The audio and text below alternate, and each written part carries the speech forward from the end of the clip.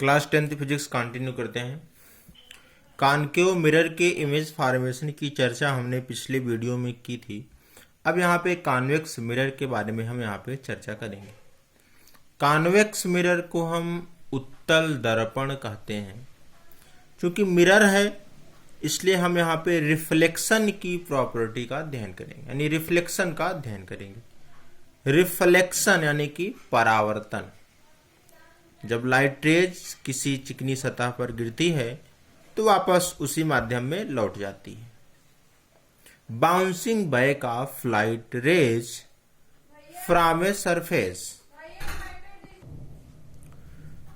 Convex mirror की property है कि ये लाइट रेज को डाइवर्ज कर देती है, डाइवर्ट कर देती है, अलग अलग दिशाओं में बिखेर देती है। सबसे पहले रूल टू ड्रा इमेज। यहाँ पे एक कॉन्वेक्स मिरर है, एक लाइट रेज प्रिंसिपल एक्सिस के पैरेलल है। प्रिंसिपल एक्सिस के पैरेलल जो लाइट रेज है यहाँ पे कॉन्वेक्स मिरर पर इंसिडेंट होने के बाद इस डायरेक्शन में रिफ्लेक्ट हो गई। लेकिन यहाँ पे एक आभासी रे हमने फोकस पर ड्रा कर दिया, यानी फोकस पर आभासी आपका प्रतीत हो रहा है। यहाँ पे एक्चुअल में नहीं मीट हो रही हैं, तो जो इमेज बनेगा वो रियल नहीं होगा, बल्कि ये आभासी प्रतिबिंब बनेगा, वर्चुअल इमेज बनेगा। आभासी इसलिए बनेगा क्योंकि यहाँ पे जो लाइट रेज है वो मिलती हुई प्रतीत हो रही है, क्योंकि ये सिल्वर पॉलिश्ड है। पॉलिश्ड के बाहर तो लाइट आएगी नहीं, लेकिन फोकस पर मिलती हुई प्रतीत हो रही है। ये आपका पोल है जिसको आप ध्रुव बोलते हैं। जो भी डिस्टेंस होती है उसको आप पोल से लेते हैं। ये सेंटर ऑफ कर्वेचर है, वक्रता केंद्र की जो केंद्र बिंदु है वो आपका सी है। ये किसी सर्कल का एक पार्ट है ना, तो सेंटर ऑफ कर्वेचर आपका सी हो गया। फिर दूसरा रूल इसका क्या है, अगर कोई लाइट रेज जो कि प्रिंसिपल एक्सिस के पैरेलल नहीं है, अगर कॉन्वेक्स मिरर पर इंसिडेंट हो रही है तो इंसिडेंट होने के बाद प्रिंसिपल एक्सिस के पैरेलल हो जाती है। तो एक लाइट रेज आई यहाँ से और यहाँ इंसिडेंट हुई कॉन्वेक्स मिरर पर और यहाँ से पैरेलल हो गई, लेकिन फोकस पर हमें लाइट रेज मिलती हुई प्रतीत हुई। इसी का रिवर्स, रूल ऑफ रिवर्सिबिलिटी। ये दोनों रूल आपस में रिवर्सिबिलिटी है। तीसरा रूल कॉनकेव में भी हमने बताया था कि जो सेंटर ऑफ कर्वेचर पर लाइट रेज आती है उसमें कोई बेंडिंग नहीं होती है, यानी जिस पाथ से आएंगे उसी पाथ पे रिटर्न हो जाएंगी। तो ये सेंटर ऑफ कर्वेचर आपका सी था, यहाँ से एक लाइट रेज आई फिर इसी डायरेक्शन में रिटर्न हो गई, लेकिन सेंटर ऑफ कर्वेचर पर मिलती हुई प्रतीत हुई। अब image formation for convex mirror object at any position except infinity, यानी इन्फिनिटी के अलावा अगर ऑब्जेक्ट किसी पोजीशन पर रखा है तो उसके लिए हमें क्या इमेज मिलेगा उसकी चर्चा हम यहाँ पर करेंगे। तो आपका एक कॉन्वेक्स मिरर है, उत्तल दर्पण है जिसका पोल P है, फोकस F है, सेंटर ऑफ कर्वेचर आपका C है। एक ऑब्जेक्ट रखा है, एक वस्तु रखी है AB, कहाँ पे, कॉन्वेक्स मिरर के सामने। ये क्या है, पॉलिश्ड सतह है। तो यहाँ से एक लाइट रेज आई प्रिंसिपल एक्सिस के जो पैरेलल थी, इंसिडेंट होने के बाद इस डायरेक्शन में रिफ्लेक्ट हो गई, लेकिन इसके द्वारा जो लाइट रेज थी वो F पर मिलती हुई प्रतीत हुई। ये हमने F पे बना दिया। फिर दूसरा रूल है कि जो सेंटर ऑफ कर्वेचर पर लाइट रेज आती है उसमें कोई बेंडिंग नहीं होती है। दूसरी लाइट रेज आई C पर, C से होते हुए फिर वापस लौट गई। तो यहाँ पे जो सेंटर ऑफ कर्वेचर है C पर, यहाँ पर भी लाइट रेज मिलती हुई प्रतीत हुई। ये दोनों जहाँ पे इंटरसेक्ट की वहीं पर आपका क्या बन गया, इमेज बन गया, प्रतिबिंब बन गया। तो जो रिफ्लेक्टेड रे है वो एक्चुअली मीट नहीं कर रही है, actually do not meet. Reflected rays actually do not meet, इसलिए जो इमेज बनेगा वो वर्चुअल बनेगा, आभासी बनेगा। अगर रियल में मिलती तो रियल इमेज बनता, जैसा कि कॉनकेव में हुआ था। तो इमेज पोजीशन हम यहाँ पे देखेंगे। इमेज पोजीशन क्या है, between F and P, focus और पोल के बीच में है। फोकस आपका A है, पोल आपका A है, दोनों के बीच में इमेज है। वर्चुअल है क्योंकि मिल नहीं रही है, मिलती हुई प्रतीत हो रही हैं। अपीयर्स टू मीट, मिलती हुई प्रतीत हो रही। अपराइट यानी कि सीधी बन रही हैं, और डिमिनिश्ड छोटी हैं। ये एक स्पेशल प्रॉपर्टी है कॉन्वेक्स मिरर की, कि जो कि सीधी इमेज और छोटी बनेगी वो कॉन्वेक्स मिरर के द्वारा बनेगी। बाकी जितने भी इमेज हैं वो कॉन्केव मिलेगी। ये स्पेशल प्रॉपर्टी है कॉन्वेक्स की, यानी छोटी और सीधी। इमेज छोटी और सीधी अगर बन रही है तो कॉन्वेक्स के कारण बन रही है, बाकी सभी प्रॉपर्टी कॉन्केव की है। अब हम इन्फिनिटी पर देख ले रहे हैं। अगर कोई ऑब्जेक्ट इन्फिनिटी पर है, अगर इन्फिनिटी है तो प्रिंसिपल एक्सिस के पैरेलल लाइट रेज आई और यहाँ से रिफ्लेक्ट हो गई, दूसरी लाइट रेज इधर से आई, रिफ्लेक्ट हो गई, एफ पर मिलती हुई प्रतीत हुई। एफ पर मिलती हुई प्रतीत हुई और इसकी साइज इतनी छोटी है कि इसको हम पॉइंट इमेज बोल सकते हैं या पॉइंट साइज बोल सकते हैं। इसकी हम प्रॉपर्टी देखेंगे तो फोकस पर बन रही है, एट फोकस एफ। वर्चुअल है, मिलती हुई प्रतीत हो रही है, वास्तव में तो मिल तो रही नहीं। अपराइट सीधी है और पॉइंट साइज है, पॉइंट इतनी छोटी है कि हम पॉइंट साइज इसको ले सकते हैं।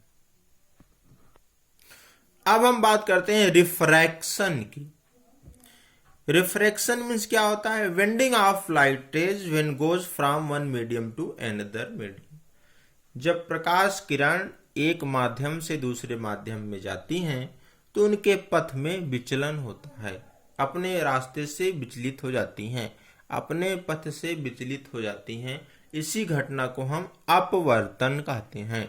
रिफ्रैक्शन मीन्स क्या होता है? अपवर्तन। Bending of light rays from one medium to another medium. एक माध्यम से जब दूसरे माध्यम में लाइट रेज आपकी बेंड होती है, जिसको हम क्या बोलते हैं? रिफर। तो यहाँ पे दो प्रकार के मीडियम होंगे, एक रेयरर मीडियम होगा, एक डेंसर मीडियम होगा। रेयर मीडियम वो होगा जिसके मॉलिक्यूल्स दूर दूर होंगे in comparison to other medium, और डेंसर मीडियम वो होगा जिसके मॉलिक्यूल पास पास होंगे in comparison to other medium. जो रेयर और डेंसर मीडियम की हम बात कर रहे हैं, किन्हीं दो माध्यम के बीच की हम बात कर रहे हैं। किन्हीं दो माध्यम के मॉलिक्यूल्स को कंपेयर करते हैं, तब उसके आधार पर हम बताते हैं कि कौन रेयरर है कौन डेंसर है। जो रेयरर मीडियम है वो डेंसर भी हो सकता है और जो डेंसर है वो रेयरर भी हो सकता है। फिर इसमें कंफ्यूजन क्या है?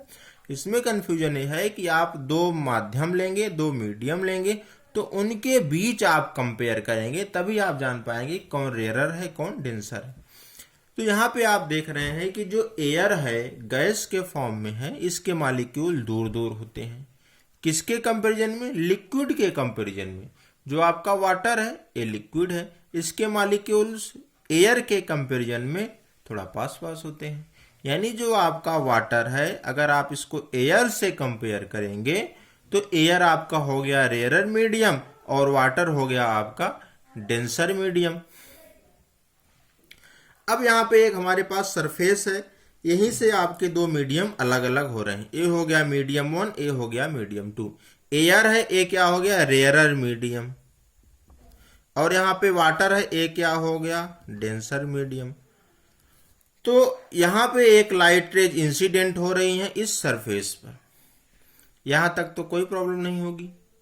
अब इसके बाद इस लाइट रेज में बेंडिंग नॉर्मल की तरफ होगा कि नॉर्मल की दूर होगा, ये इसके मीडियम पर डिपेंड करेगा। जैसा मीडियम होगा वैसी प्रॉपर्टी होगी।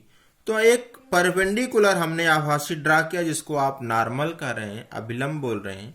एक लाइट रेज इस सरफेस पर इंसिडेंट हो रही है। इंसिडेंट होने के बाद आप देख रहे हैं कि यहाँ पे डेंसर मीडियम है जो कि वाटर है। डेंसर मीडियम में क्या होता है? लाइट रेज नॉर्मल की तरफ वेंड हो जाती है, यानी ये इस तरफ वेंड होगी।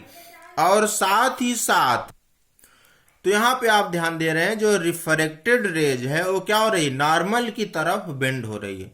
और एक चीज ये भी आप ध्यान देंगे, अगर कोई लाइट रेज रेयरर मीडियम से डेंसर मीडियम में जाएगी तो उसकी स्पीड स्लो हो जाएगी, और अगर डेंसर से रेयरर में जा रही तो उसकी स्पीड बढ़ जाएगी। इसको आप कंपेयर कर सकते हैं घने कोहरे से। जैसे शीत ऋतु में जब कोहरा घना होता है तो आपको सामने की वस्तुएं नहीं दिखती, और जब कोहरा हल्का होता है तो आपको दूर तक की वस्तुएं दिख जाती हैं। सेम वही है आपका रेयरर और डेंसर मीडियम। जो घना कोहरा है तो आप कहते हैं कोहरा आज बहुत डेंस है, देखने में समस्या हो रही है। जब हल्का कोहरा होता है तो आप नॉर्मल से देख सकते हैं और आपकी मोशन की स्पीड भी वहां पे बढ़ जाती है। जब घना कोहरा होता है तो आप धीरे धीरे चलते हैं। सेम वही है। तो लाइट रेज जब रेयरर से डेंसर में जाएगी तो उसकी स्पीड क्या होगी? कम हो जाएगी, क्योंकि आपका वाटर क्या है? डेंसर मीडियम, और एयर क्या है? Rarer medium. और डेंसर मीडियम में अगर लाइट रेज जा रही है रेयरर से तो नॉर्मल की तरफ बेंड भी होगी, bending towards normal and slower speed. फिर दूसरी केस हम स्टडी करते हैं।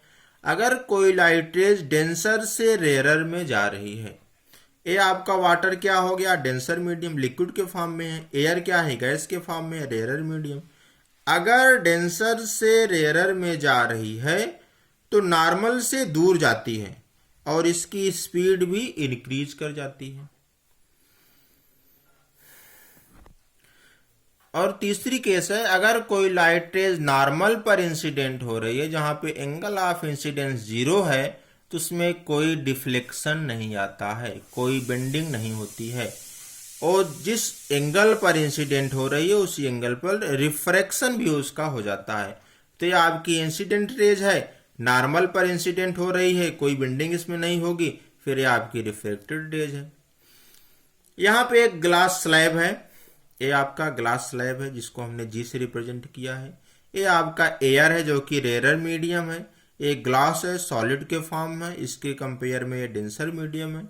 एक लाइट रेज यहाँ पर आ रही है इसके सरफेस पर, यहाँ हमने एक नॉर्मल ड्रा किया। क्योंकि आपका ग्लास है तो ये हो गया डेंसर मीडियम और ये हो गया रेयरर मीडियम।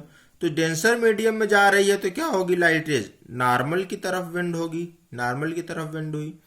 फिर उसके बाद यहाँ पे इस सतह पर आई, इस सतह पर क्या हुआ, अब इसके बाद डेंसर से रेयरर मीडियम आ रहा है तो क्या हुआ, नॉर्मल से दूर हो गई।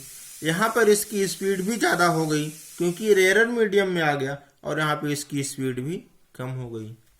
ऐसे एक प्रिज्म है हमारे पास जो ग्लास का है, ग्लास प्रिज्म। तो यहाँ पे एयर है जो कि रेयरर मीडियम है, तो यहाँ से लाइट रेज इस सरफेस पर इंसिडेंट हुई, हमने एक नॉर्मल ड्रा किया।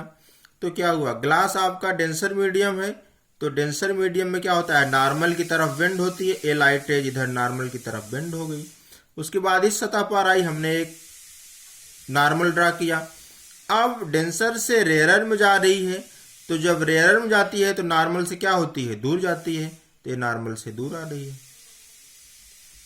और यहाँ पे इसकी स्पीड भी इंक्रीज कर जाएगी। तो आप एक चीज यहाँ पे ध्यान देंगे, जो गैस स्टेट में मटेरियल है उसके मॉलिक्यूल्स ज़्यादा दूर दूर हैं in comparison to liquid state में, और लिक्विड के मॉलिक्यूल ज़्यादा दूर दूर हैं in comparison to solid state.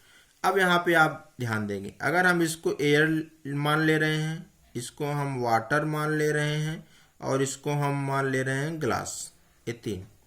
Air आपका गैस के फॉर्म में, लिक्विड आपका वाटर हो गया, सॉलिड में आपका ग्लास हो गया। अगर आप एयर और वाटर का कंपेयर करेंगे, अगर आप एयर और वाटर का कंपेयर करेंगे तो एयर हो गया रेयरर मीडियम, वाटर हो गया डेंसर मीडियम। कब, जब आप एयर और वाटर का कंपेयर करेंगे।